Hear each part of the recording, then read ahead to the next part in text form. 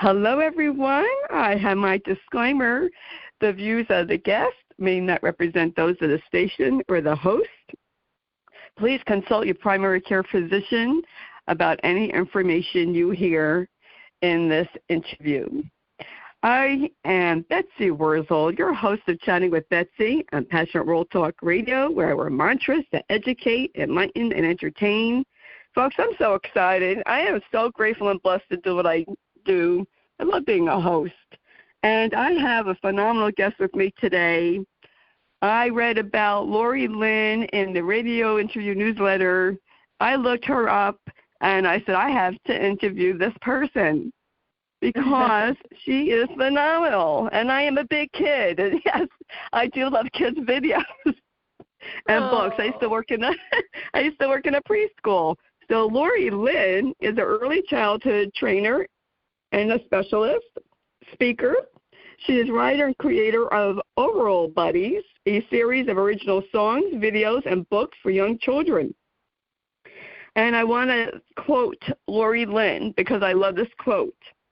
Lorie quoted, "Speak to the children as if all the angels in heaven can hear you." I love that. Lorie is very generous.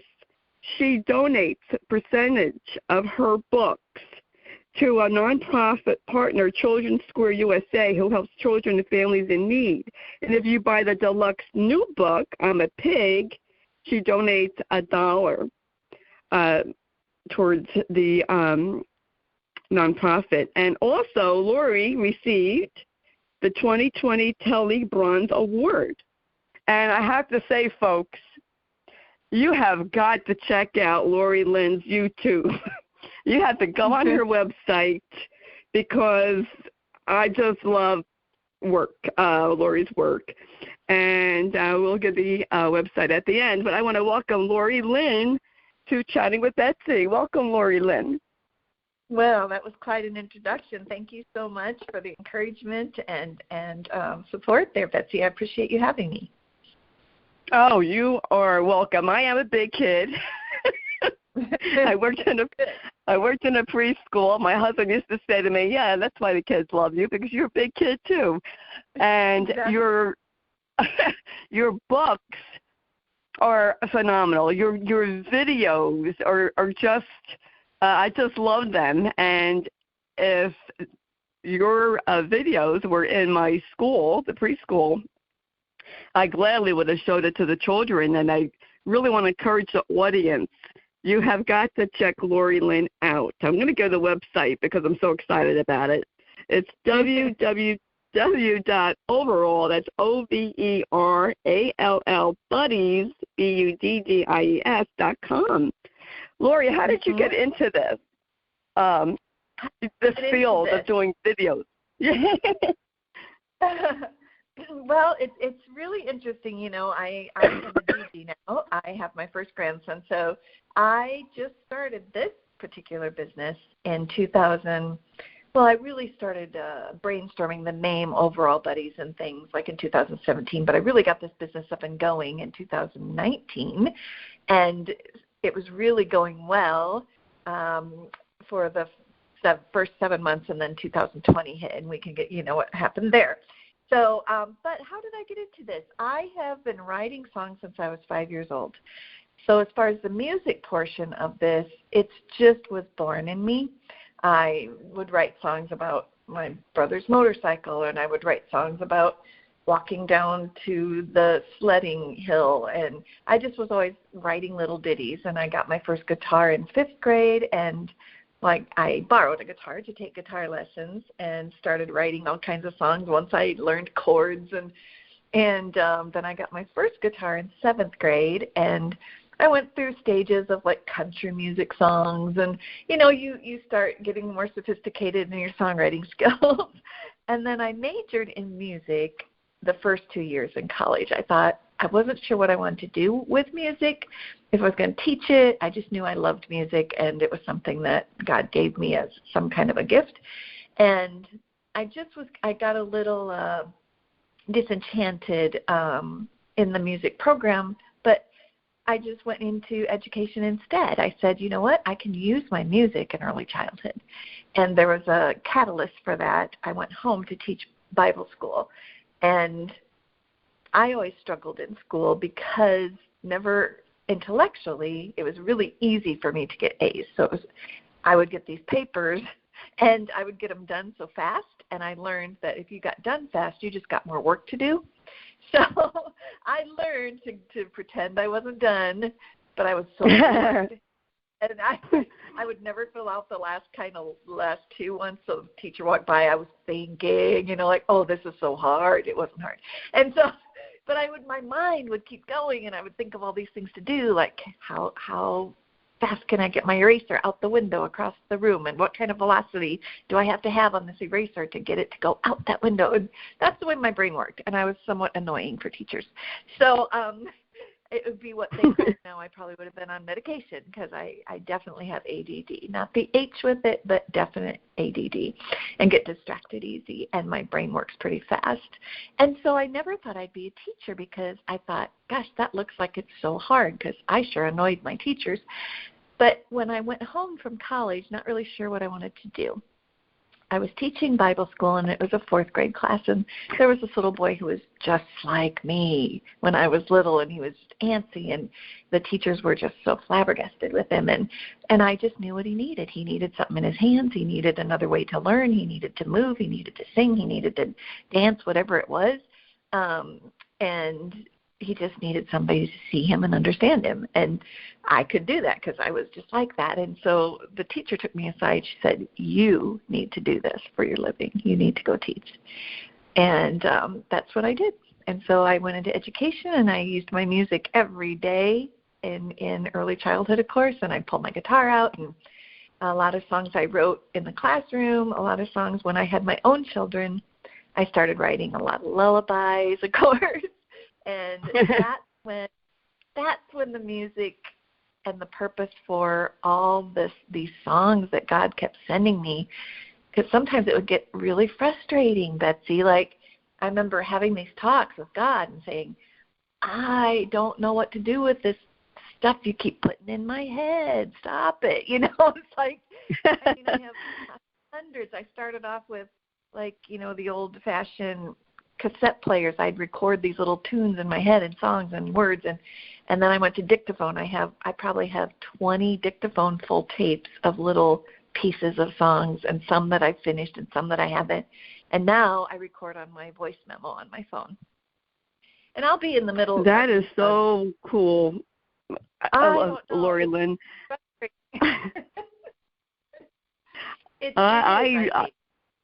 Yeah, it is. You have a gift, and, sometimes, we don't know what our gift is. And, with children, I just feel that, each child is unique. And when I worked at the preschool, I always wanted to make each child feel special because I never felt that way. And so I would always compliment every child on something. And parents would come to me and say, oh, Miss Betsy, their child was so happy. I complimented them on something. And, it made the kids feel great. And, to be kind with them. And, I think, let me know if you agree with this, Lorie Lynn. I think as adults, we underestimate children and what they can learn. Do you feel that way? I do, and I'm all about high expectations. The problem that happens is the how. So when I train teachers, I always say it's not so much the what, it's the how we do it. There's such a push down of curriculum into kindergarten. It's very, very bad for children, and we've seen behaviors skyrocket because of it. Challenging behaviors skyrocket, and it's because things aren't appropriate. There are some kindergartens I've seen that still do have 2 recesses, and boy, when my son was in kindergarten, he had 3 recesses, and he still learned all the things he needed to learn. And he would not make it right now. Right now, in the system that he went to school, they only have one recess in kindergarten. And he would have never made it. He would have had terrible challenge behaviors because his brain is like my brain. It works really, really fast. And he's smarter than me. He was always in the gifted program. But he just didn't fit in that box even when it was appropriate. So right now, children that think differently, like you said, or have these other kind of gifts rather than setting and really just almost drill and practice is what's happening. And it's just no research supports that. Zero research supports that. And it's really sad. So we need to find that pendulum shift. And there is a school here in my area that got a new principal about 3 years ago, and she immediately put back center play into even first grade, kindergarten, first grade. And I was just applauding her. It's like, yes, because children learn through play. We know that. It's research-based. But I know what scares administration is if children are only playing and teachers aren't engaged in that, then we're missing opportunities. And so it's a both and, right? We've got to train teachers like how do you maximize children's play to give them the dosage, is what I say, the dosage of the skills that they're needing. And that's, to me, that's an easier way to teach, but people have told me it's actually harder because you really have to know every single child. And if you have a good assessment, which there's nice, authentic, observational assessments out there, either high scope core or teaching strategies gold, where you're watching children every day. And this is not pull a child aside and drill them on an assessment. This is you're watching them every day observing. And if you know your children really well and they're in the block center and you know, oh, this child doesn't know how to count to 5 yet, you just go to the block center and you give him those dosages of counting within his play. You know, you're like, oh, my gosh, you made a tall tower. I wonder how many blocks are there. Things that, and you just have to keep giving those dosages. And I learned that from another mentor of mine about these dosages. And I said, how many dosages do children need? She goes, 1,000. And she laughed. But what she's trying to say is if a child needs those things, it's not about pulling a worksheet and giving them practice on that. That's not lifelong learning. It's if a child is needing to learn to count, I'll keep that analogy going, you do it in the block center, and then you give them time to just play. And then you give them another dose if they go to a different center or if they're zipping up their coat. And you say, oh, you have pockets. How many pockets? And do you have any pockets on your pants? And you have them count there. So throughout the day, you're giving that child dosages of counting. And so you just have to really know your children, and people aren't there yet. Like that's where the pendulum has to swing, is let's get play back into kindergarten and preschool. It's there, luckily, in preschool where I'm from. But we have to get it back to these young children and somehow satisfy administration and government, who are always looking at scores, to say, okay, but yes, and we want high expectations, and we want teachers to truly understand how to give those dosages of skills that children need, especially where I live, where they're very at risk and behind. And if we want to close the gap, they really have to have a lot of dosages of skills. And so it can happen. It's just you got to kind of switch your mindset on how to do it. Sorry, I went into a rant there. Is that what? Yes, I am not formally educated in the preschool, early childhood. I just know from being a mom and observing children, when they would play in the sandbox, you could, I would ask, which one is bigger? How many of marbles can you find? And even teaching, compassion and empathy. When some child takes another toy away, and to say, well, how would you feel? You hurt your friend's feelings, or talking, calling them a name. How would you feel if they did that to you? Yes, and you hit it on the head there, Betsy, because social, emotional, and things like problem solving and empathy, all those things are proven that if those are in place in the early years, and that's what we really spend our time on, that the lifelong learning and the the children being successful is more likely to happen, because that is what's going to carry them through rather than pushing skills down their throat. I make the analogy of how many of us like to be force-fed food, right? It's like if you force-feed a child, which don't do that, that's abuse, they're either going to stop eating altogether and refuse to eat, or they're going to throw up, right? And so that's the same thing that happens when we force skills down children's throats or into their brain. They're either going to shut down, and a lot of children shut down, or they're start having challenging behaviors, one or the other. That's what happens. And so it's so obvious when these challenging behaviors have gone up with these changes. But I love what Iowa used to say, and I have to look at their website to see if they still say it, but preschool's purpose is to get children ready to learn, not ready for kindergarten. And so anytime somebody says, what do we do to get children ready for kindergarten? I say, let's switch that to, we're getting them ready to learn. And what does that mean? And exactly what you said, it's those social emotional skills, which involves quite a few things, and problem solving and those kind of things. And of course, dosages of the basic skills so that they have a good foundation. Yes, and my coworkers thought that I was a little, I thought I was a little too much, but I always believe that that's the time to teach children social skills, manners. It would be, give me. Like, oh, no, you don't talk to Miss Betsy like that. It's please. And then you say, thank you, Miss Betsy. And I say, you're welcome, so-and-so. Right. And try to, teach them manners. It's so fun. I was in the aftercare program also, and this is when we had kindergarten children at the time. And when a little girl said, I heard her out loud say, you are doing mean girl talk, and Miss Betsy does not like that in her aftercare. There you go.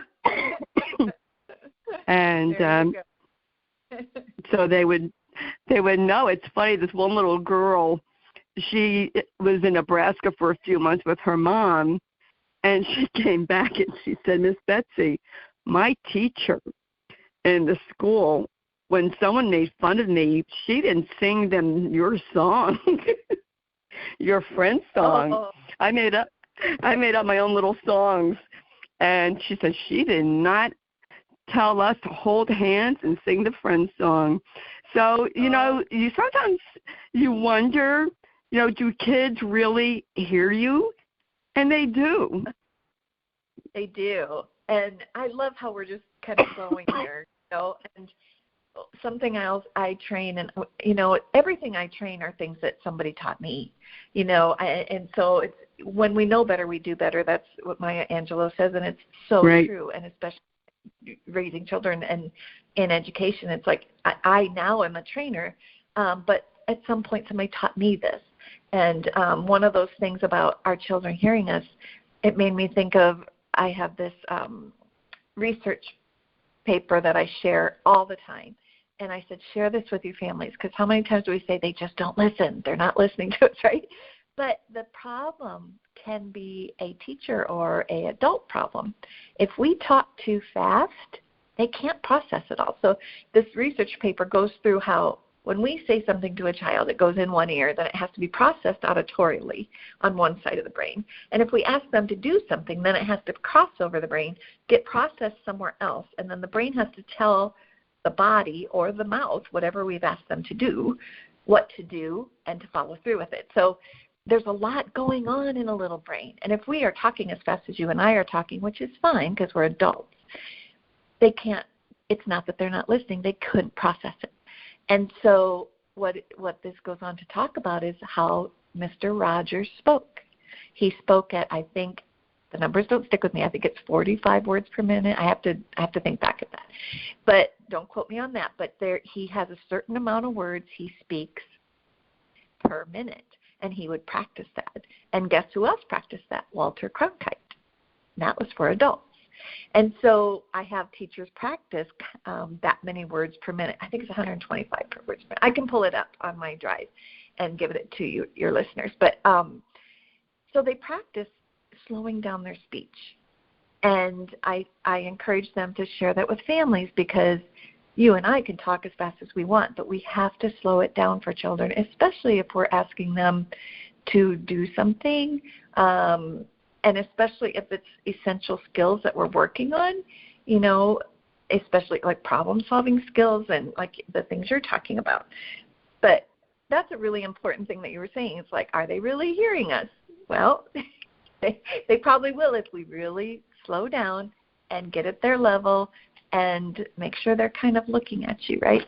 We don't want to force every child to learn this, because culturally, in some cultures, it's disrespectful to look adult in the eye, so we have to be careful of forcing children to do that as well. Yes, I really learned a lot through, I was there for 12 or 13 years, and I have found through the years that the attention span of the child was getting shorter and shorter. And I think it's due to technology, because everything, they're on their laptops very young and very, everything's very fast. But I have to ask you, what is your new book about? I'm a pig, and that the cover is so cute. It is based on a song I wrote when boys were about 3 years old, and they are now 30 and 31. So I wrote it a long time ago. I have sang it in many classrooms, and it is always the most requested song. And once the CD and my music came out, that was still the most requested song when I go out places. And I've had librarians and teachers and parents all say, you should make that into a book. And I just listened to my fans and the people who enjoy my music. I listened to them, and I said, you know what, let's do this. And when COVID came, the pandemic happened, I had 45 gigs lined up for my first summer. That was my first summer of doing this full time. And I was trying to answer the question of, is this music supposed to be my living, or is it supposed to be my hobby? And I have answered that now, but I dove in deep and I said, you know what, I'm going to quit my job. I am going to dive in, and I'm going to do this because I need to know. And I really did it. But I think now, because of the pandemic, it really stunted the growth that I was having, and it hasn't quite come back. So I will never stop making more books and music, but I'm going to get a full-time job now, because I'm lucky, Betsy, and we'll get back to the book, but I'm lucky that I have two great passions and skills in my life, and one is my music that just has never gone away. God keeps sending these things to me. I have 100 more songs to put out. But I haven't made enough money to get the songs done. And so I had to have a real heart-to-heart with myself. I have more books I want to get out and more songs, and I'm not making enough doing this full-time. It's hard. And so I really had to, and I said, you know what, I also love working with teachers and working with programs and helping them with quality. And so I'm going to go back and do that full-time, and then that will allow me to now go back and do a song here and there and get them out there in the world, and share those with children. And the I'm a Pig book then, since COVID happened, and I was like, well, there went all my gigs.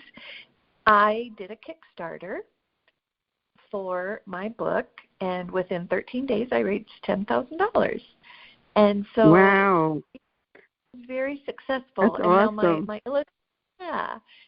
Now I get about $9,200 of that from Kickstarter, because they take their cut, which they should, because it's all housed there, and so they have to pay their people too.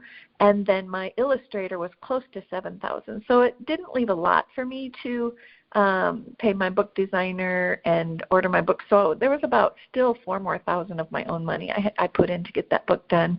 So it's not a cheap venture to make a good book like that. I say good as far as I wanted it to be of the quality that can still be in a library, because you have to have all these things put in place so that it can be cataloged and all that. I wanted it to be cataloged at the Library of Congress and available, and the ability to be sold at stores. So it took a little more work. I can go onto Amazon, or your listeners, if they want to make a book, you can do a book for hundreds. If you just want to throw it up on Amazon, throw it up, I don't mean throw it up, but, just put it up on Amazon, get a book designer or design a book. And if you want to make your own illustrations, you can get a cheaper illustrator. But I had a really good illustrator, and I wanted to keep all the copyrights to the pages, so it cost a little more to keep your copyright. So that's what that did, but it was successful. And, Kickstarter is something, it took a while for me to realize, well, a day or two, because I'm like, people aren't donating like I think they would be. And I finally realized maybe they don't really understand what Kickstarter is, because it's not like GoFundMe where you're just giving somebody money. Kickstarter is you are buying the item early so that the creator can actually get it made, right? So once I made that clear, like, this is not like charity. This is, you are buying my book early. And so then I just started pushing, buy my book early, pre-order it, and then I just started getting 100 orders a day. Luckily, I have a lot of friends. So they were able to do that. So, and so I made this book, and it's gone everywhere it goes. It's so enjoyable to see children loving it. And I lamented a bit that I wanted to do this in my 30s. Like, gosh, I wish I was 30 doing this. But God has a plan, and I don't always believe things happen for a reason, but I think I know this book is much better now than it would have been when I was 30, because I have all this knowledge of what makes a good early literacy experience for children. So I wouldn't have known that in my 30s. No, I wouldn't have known that. I'd only taught, 10 years instead of 25 years, So I knew a lot of what I wanted to put in that book. So there are a lot of hidden, really quality early literacy supports in there. For instance, I have you've seen my YouTube where I have the puppet with me, Obi, and right. I have a little Obi plush doll that people can buy. And in the book, this little girl has an Obi plush doll, and he's hiding in the pages. So why that's an early literacy skill is because I teach families when I'm at libraries and I read the book. I say, ask the children to explain, not point, like tell them to explain with their words where they see, if the child's able, of course, where they see Obi. So they should try to get 3 things. He's beside the dresser, he's under the bed, and he's on the rug. On the first page, he's all those places. He's right there on the rug beside the dresser, which is kind of under the bed because his legs are under the bed. So there's 3 positional words they use, and that's math skills. And people don't know that. But see, just knowing that, then families can go, oh, and then you can buy the Obi plush toy and play it in your house. So they can hide it, and then you have them try to get 3 ways to explain where Obi is. So there's language happening. So, and I didn't know this until only about 5 years ago, that oral language conversations are the basis of all early literacy. So that's why it's so important to talk to our children and give them a chance, not like here where I'm doing all the talking, a lot of it. You give them a chance to talk back. So you are talking, and then you're quiet, and then you let them come back, and you aim for trying to get 5 interactions with them that way. That's one of the goals for 4-year-olds, is try to get at least 5 interchanges in that conversation. So it's all of that I put in the book, and then I have more than one space between the words so that they can see the words a little more clearly. Because there are books out there I remember teaching, and I'd grab a book that children loved the pictures, but I couldn't do anything with literacy with it as far as words go or letters, because the words were tiny and they were so close together. I'm like, it's not helpful to even point out the words or what's happening in the words, because you can't even see it hardly. And to try to say, where's this word, or point to the words and touch the words, they were too close together to do that. So in my book, the words are bigger and they're a little further apart, so when you trace the words or track them, they can kind of bounce from word to word and get that this is a word, this is a word. And the word pig is always in red. It's the only word that's in red in capital letters. And the word pig happens a lot because it's a song, so it repeats a lot. And I'll go into classrooms, and I said, I bet you'll be able to read some of the words in this book, and it's happened in every classroom. I can't read, a child will say. I'm like, well, just wait. You might know one of the words in here. So I point out on the first page, this is the word pig. Look, it's in red. It's in big letters. I'm going to turn the page. Do you see another word that says pig? Oh, I see it. And the little boy or girl who has said, I'm not a reader, always says, I see it. I'm like, you're a reader. They're like, I am? Yes, of course. You recognize that's pig, and that's part of reading is recognizing words. And so I want children to feel successful and feel confident, and when they can say, I'm a reader, then they're going to try other things, right? That is wonderful, Lorie Lynn. So thrilling talking to you because I hear your passion, and I love people who are passionate about what they do, because when someone's passionate about what they do, you hear it, and I feel it. I hear it, and I feel it. And I used to love story time in the preschool. That was like my favorite thing, was to do story time and then ask the kids questions, because the children where I was between the ages of 2. Well, at one point it was between 2 to 6, and then 2 to 5. And just, they loved certain stories, I guess, more than others. Yes. I want to encourage all educators, if you're listening to this, parents, guardians, whoever you are, if you have a young child in your life, you have got to go on Lorie Lynn's website and check it out.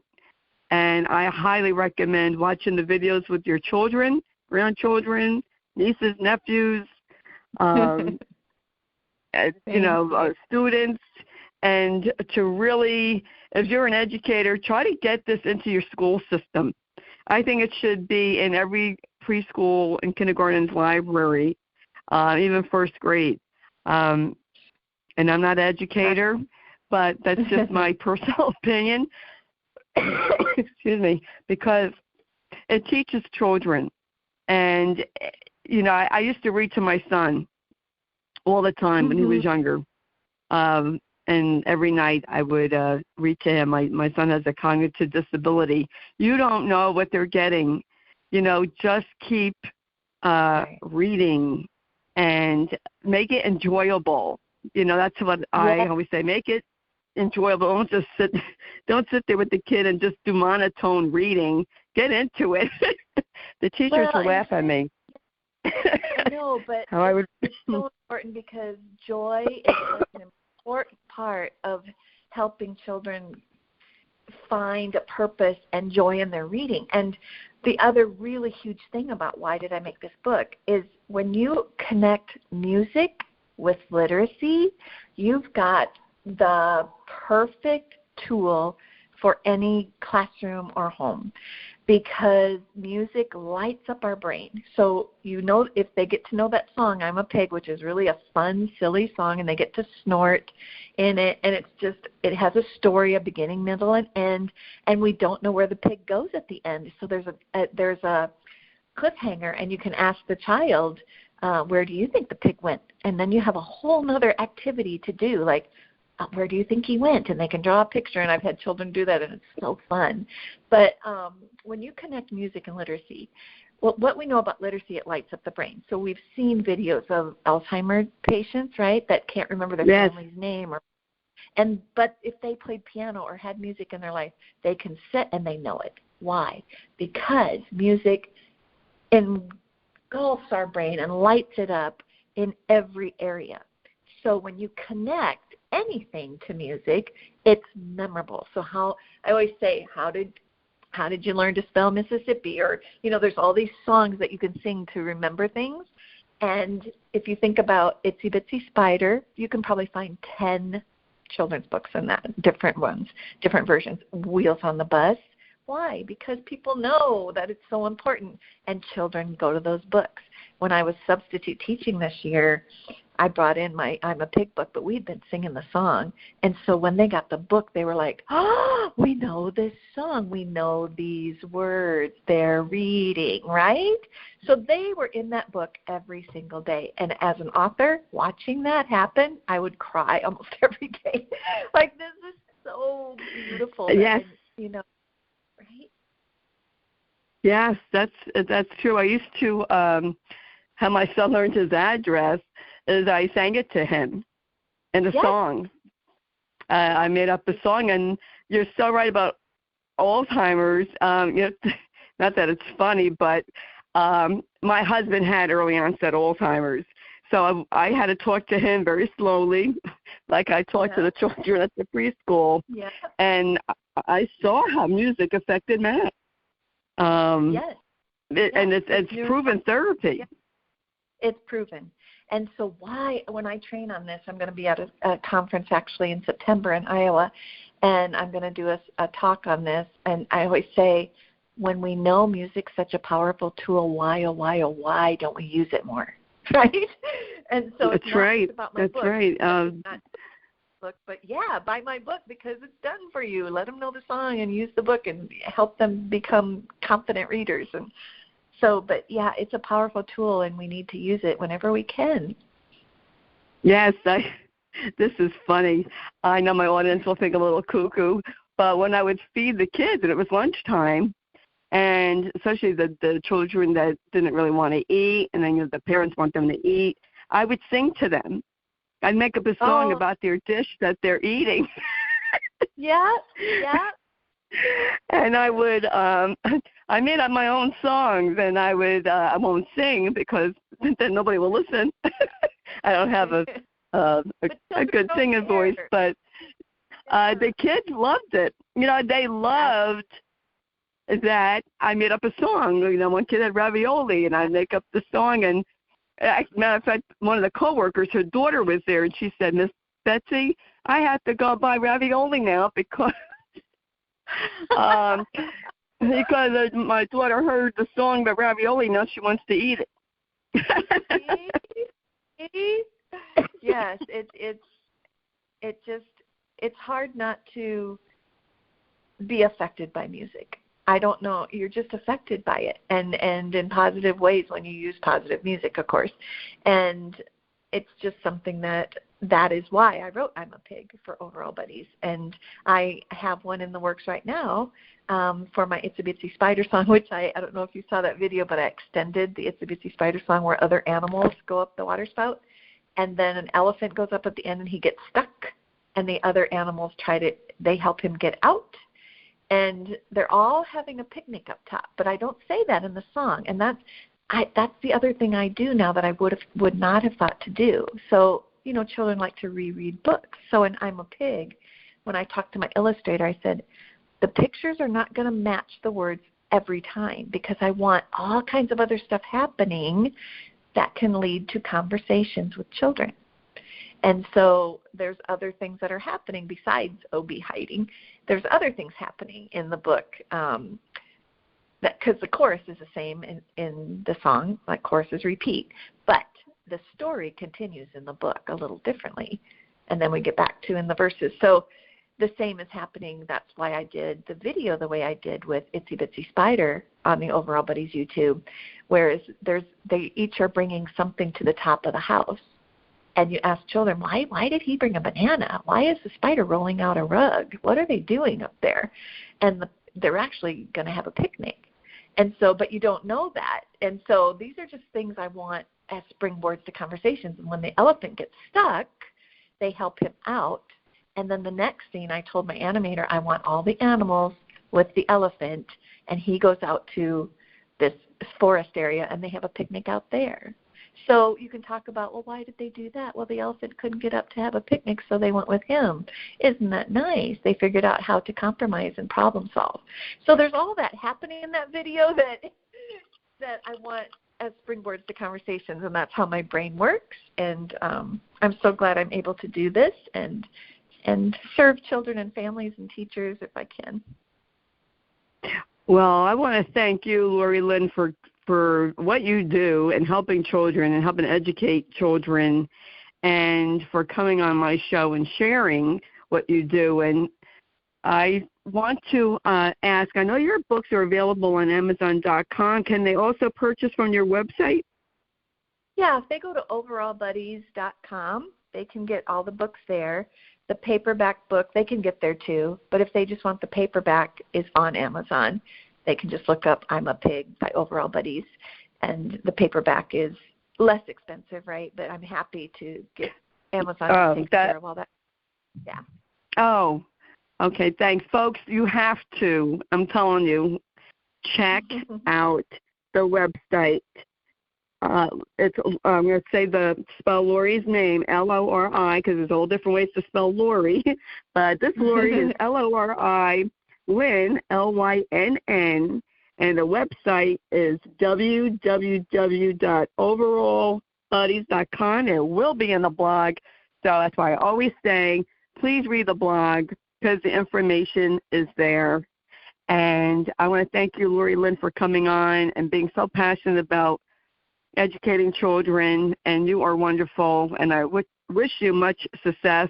You're welcome to come back. Next book you write, you just email me, and I will have you on here. I will. Thank you so much, Betsy, for all you do to bring forth these topics. I appreciate it so much. Oh, you're welcome, and it's my pleasure. And I want to thank Jeannie White, who's the station manager, who writes the blog and produces the show. And I want to thank Lillian Caldwell, who's CEO of Pastoral Talk Radio, who makes this all possible.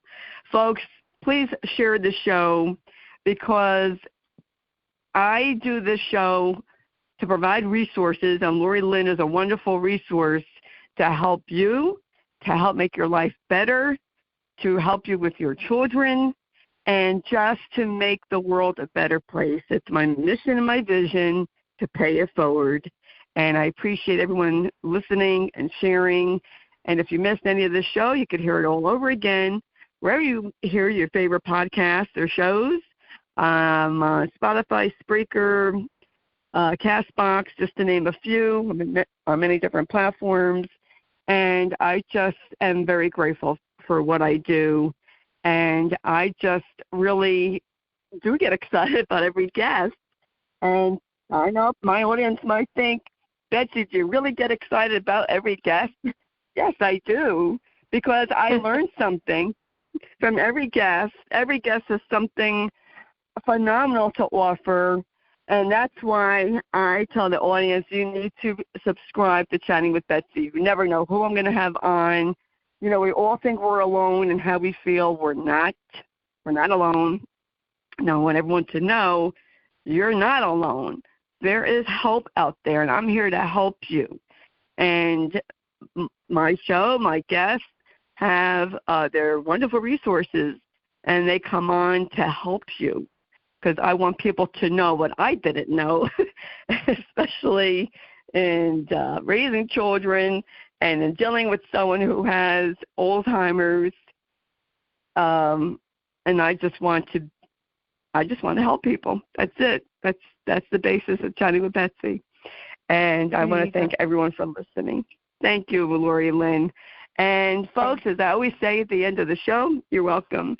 In a world where you can be anything, please be kind. And go on YouTube and look up Lorie Lynn. And I do believe your YouTube channel is listed on your website, Lorie Lynn.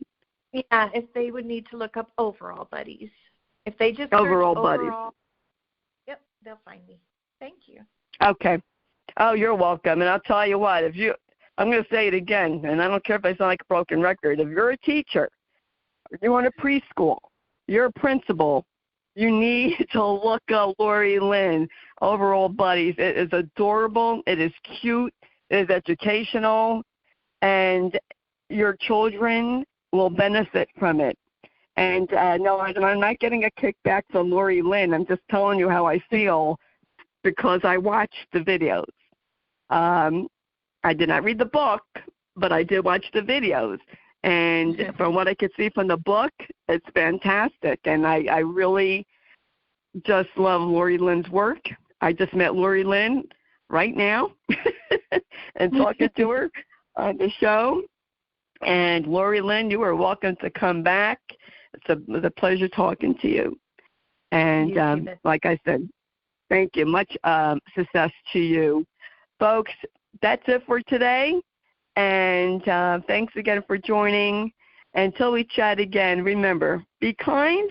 And not only be kind, but shine your light and shine it bright, because we need it in today's world. We all need to be shining a bright light to other people and helping others.